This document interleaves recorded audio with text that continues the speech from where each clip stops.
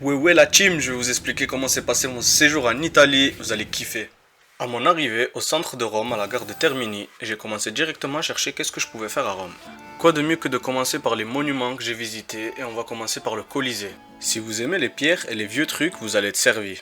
Le problème que j'ai eu avec cette excursion, c'est qu'en fait, après avoir choisi une visite guidée en français, le guide qui a eu sur place, il était anglais. Et moi, l'anglais, franchement, à part Last Nardi Just Save My Life, je ne connais rien d'autre. Après, c'est pas si grave que ça, parce que même à l'école en histoire, j'écoutais pas. Dédicace à Madame Dupont, on va te faire. Pardon. On enchaîne avec le Mont Palatin et le Forum romain. Il y avait des très très belles vues, et ça nous a coûté 45 € par tête de pipe. Et sachez que cette visite guidée a duré 2h30 voire 3 heures. Si ça vous intéresse, n'hésitez pas à me demander en commentaire le site sur lequel j'ai réservé mes visites guidées et n'oubliez pas de bien choisir votre langue pour la visite. Moi personnellement j'ai eu un remboursement de 50% vu qu'ils se sont trompés de guide, ils m'ont mis un guide anglais au lieu d'un français.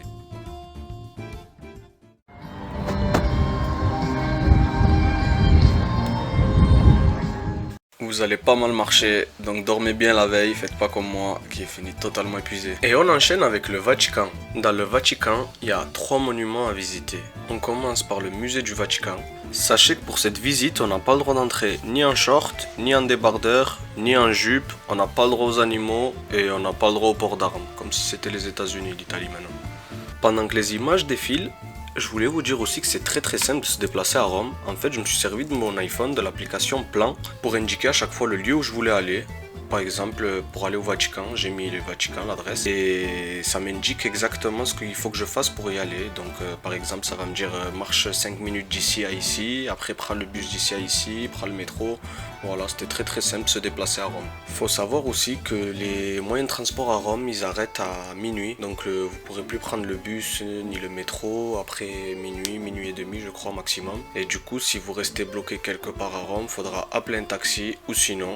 L'astuce que je peux vous donner pour éviter de payer 50 €, c'est de prendre des trottinettes électriques, il y en a vraiment partout et c'est environ 3,50 € toutes les 10 minutes. À partir de cette salle, il était strictement interdit de prendre des photos ou des vidéos avec le flash car ils disent que ça peut abîmer les peintures. Le point négatif de cette visite, en vrai, comme dans tous les lieux touristiques où vous pouvez aller, c'est qu'il y a trop de monde et franchement, si vous avez peur des foules, que vous êtes oclophobe, c'est pas le bon endroit malheureusement.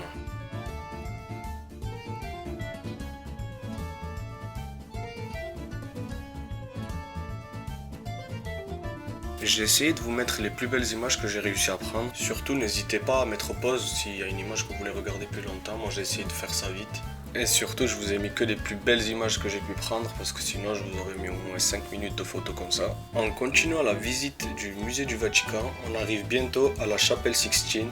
Par contre, il n'y a qu'une seule image, c'est de l'entrée, car dedans, on n'a pas le droit de parler, on n'a pas le droit de sortir le téléphone, vu qu'on n'a pas le droit de téléphoner ni de utiliser l'appareil photo, rien de tout ça. Mais après, pas tout le monde a respecté la règle, car il y avait des gens qui ont pris des vidéos, après ils se sont fait recadrer directement par la sécurité, et aussi tout le monde parlait dedans à l'intérieur. Donc toutes les 2-3 minutes, il y avait une voix qui nous rappelait qu'il fallait se taire. Et on termine avec la basilique Saint-Pierre, là où le pape se rend pour prier, pour donner ses conférences, tout ça. Moi je ne m'y connais pas trop personnellement, vous voyez que c'est très bien surveillé. C'est un peu le même style que les gardes qu'il y a en Angleterre. Cette visite guidée nous a coûté 75 €. Elle comprend le musée du Vatican, la chapelle Sixtine et la basilique Saint-Pierre. Et elle dure environ 2h30, 3 heures, un peu comme l'autre. Aussi, si vous réservez une visite guidée comme moi, essayez de les prendre en avance, car quand j'étais en France avant de partir, j'ai voulu réserver, mais j'étais pas sûr d'y aller. Elle était à 30 € par personne au lieu de 75.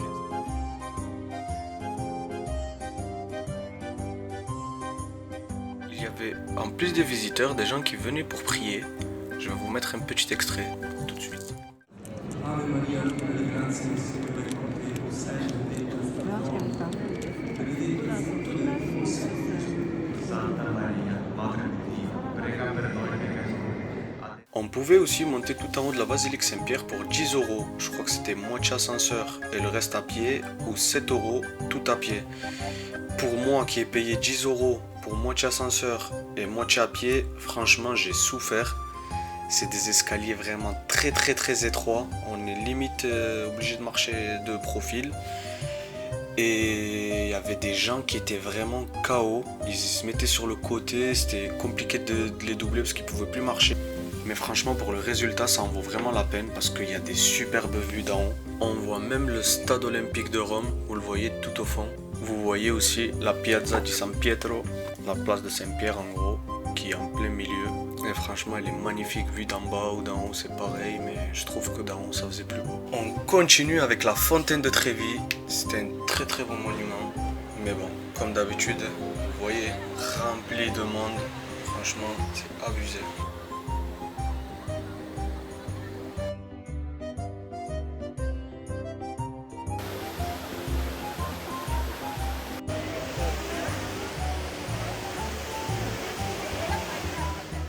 J'étais obligé aussi d'aller voir le stade de Rome de plus près. J'ai pas pu rentrer car c'était fermé malheureusement.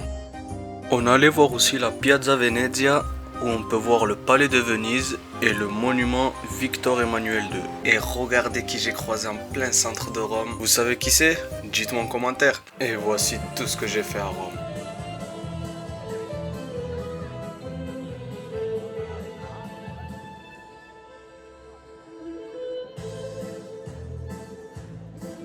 Et non, on a oublié le plus important. La bouffe, et bien sûr, on peut pas aller en Italie et ne pas goûter de pizza, de pâtes. Vous connaissez très très bien la chanson. Je vais vous donner les adresses, les prix et je vais essayer de noter pour vous. On commence avec le restaurant Massimos al 39. J'ai pris une pizza au fromage et aux anchois. Je mettrai un 7 sur 10. Car c'est bon, mais c'est pas un truc de fou non plus. On enchaîne avec la Osteria da Fortunata. Ils vous font les pâtes devant vous. Les raviolis, par contre, c'était quelque chose. Je mettrais un bon 9 sur 10. Alors, cette pizzeria, on dirait plutôt une boulangerie, mais c'est très très bon. Méfiez-vous des apparences. 4,50€ la part de pizza. Et c'est des très grosses parts. Mimi et Coco et leur cacio et pepe. Pâte fromage et poivre, c'était excellent. Je mettrais un 9,5 voire 10 sur 10. Sans oublier les glaces, bien sûr. La masterclass de Rome, je les ai tous goûtés. Je sais pas avec quoi c'est fait, je crois que c'est avec du cornet, mais c'est incroyable. Faut savoir aussi que dans tous les restaurants en Italie, ils vous facturent les couverts et c'est entre 2 et 5 euros environ par personne. Tout dépend du restaurant. Dans n'importe quel restaurant où vous irez, ils ont tous la Wi-Fi. Je dis ça car dans quelques adresses, on capte pas du tout. Et quand ils ont pas la carte en anglais, vous aurez bien besoin de votre téléphone pour tout traduire. Et on enchaîne avec la belle ville de Pise. C'était la ville la plus calme que j'ai visitée en Italie, avec la tour de Pise et la cathédrale de Pise. Franchement, il n'y a que ça à visiter, je crois. En tout cas, c'est ce que j'ai fait. Et le truc qui m'a fait rire, vu que visiter le monument était gratuit, ils ont trouvé un moyen de soutirer de l'argent aux touristes. Fallait payer 2 euros pour aller aux toilettes. Après, pour monter à la tour de Pise, c'était payant. Après, le seul restaurant, franchement, que j'ai vu à côté, c'était le Kiste. Le restaurant en soi, c'était pas très cher. Et pourtant, c'était très bon. Je mettrais un 8 sur 10. Et on enchaîne avec Milan. J'ai visité la Piazza del Duomo, le Grand Dôme de Milan. C'était très très beau.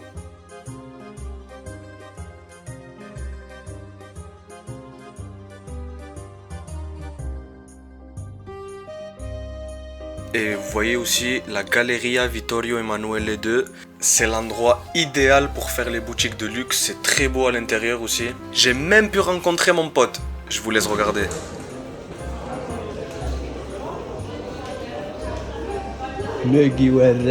J'ai trouvé un restaurant où on voyait le dôme d'en haut, mais franchement c'était sans plus. Par contre, en sortant du restaurant, il y avait une pâtisserie qui m'a fait rattraper le repas directement. C'était très très très bon. Je vais vous montrer les desserts que j'ai pris et j'en ai eu pour 29 euros. Alors le premier, j'ai pas trop aimé. Franchement, je sais pas ce qu'il y avait dedans. Les sucettes, elles étaient très bonnes. C'était du chocolat blanc. Ça, c'était du chocolat noir. Malheureusement, j'aime pas. Et le dernier, franchement, il était trop bon. C'était du chocolat au lait avec la noisette. C'était excellent. Après, c'est bien rempli le ventre.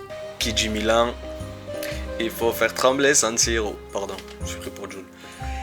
On allait visiter le stade de Milan, il était magnifique. On enchaîne avec la ville de San Remo. J'y suis allé un seul jour. C'était exclusivement pour faire les magasins, car c'était un endroit qui était pas cher. Pour vous donner un exemple, il y avait des chaussures qui étaient à presque 900 euros, qui étaient en réduction, elles étaient à 550 euros. Et le point positif, c'est que c'était tout à gauche de l'Italie et c'était à 1 heure de Nice en voiture. Et pour terminer mon voyage, je me suis rendu à Naples. Et Naples, franchement, c'est la ville la moins chère que j'ai visitée, vous allez voir. Et comme tout bon fan de Gomorrah, je me suis rendu à la Scampia. Et qui dit Scampia dit que j'étais obligé d'aller chercher visiter la Belle di Scampia. Pour ceux qui se disent que c'est dangereux d'y aller ou quoi que ce soit, personnellement j'y suis allé. Personne m'a parlé, j'ai fait le tour du quartier. Et à la limite, pour ceux qui sont pas trop sereins, je sais qu'il y avait une visite, je crois, à 100 €. Mais franchement, payer 100 € pour visiter un quartier, je trouve ça un peu excessif. Surtout que si vous prenez le bus et vous y allez directement, ça va vous coûter 1,10 € l'aller, 1,10 € le retour. Et on va enchaîner avec la nourriture à Naples. Je vais commencer par vous donner le flop que j'ai fait. Le seul d'ailleurs que j'ai fait dans toute l'Italie. J'ai voulu m'aventurer sur une pizzeria que j'avais pas recherché d'abord sur internet. Et franchement, c'était une pizza aux anchois avec du sel. Dégueulasse, la margarita, je vous dis même pas. On enchaîne avec la pizzeria Starita. C'était une des meilleures pizzerias de Naples. Et ils avaient une spécialité, c'était la pizza à l'huile.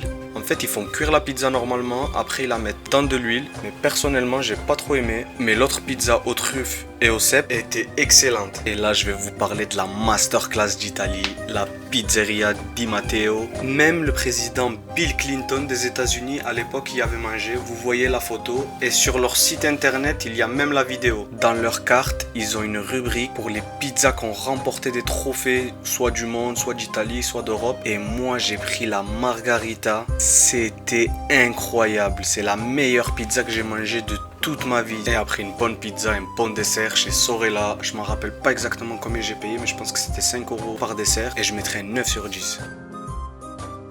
Si vous l'avez remarqué aussi, dans la pizzeria Di Matteo, ils sont très fans du football là-bas, surtout de Maradona et de l'équipe de Naples. Il y avait des pancartes des joueurs partout dans Naples. À mon avis, c'est parce qu'ils ont remporté la Serie A l'année dernière. Et bon, comme dans toutes les villes qu'on a visitées, j'étais obligé d'aller visiter le stade de Naples. Mais cette fois, j'y suis allé pour voir le match contre la Lazio. Et aussi, Guendouzi venait de se faire transférer et allait jouer son premier match avec la Lazio. Franchement, les places, elles étaient pas chères du tout et on était très bien placés, vous le voyez. Et voilà comment s'est passé mon séjour en Italie. J'espère que vous avez kiffé. C'est mon premier vrai montage, donc dites-moi si vous avez aimé. N'hésitez pas à partager, à liker et surtout abonnez-vous. Si vous avez des questions, dites-moi en commentaire, je réponds à tout le monde. Et dites-moi aussi si vous aimeriez que j'aille autre part. Je vous mets quelques actions du match et sur ce, à très bientôt la team.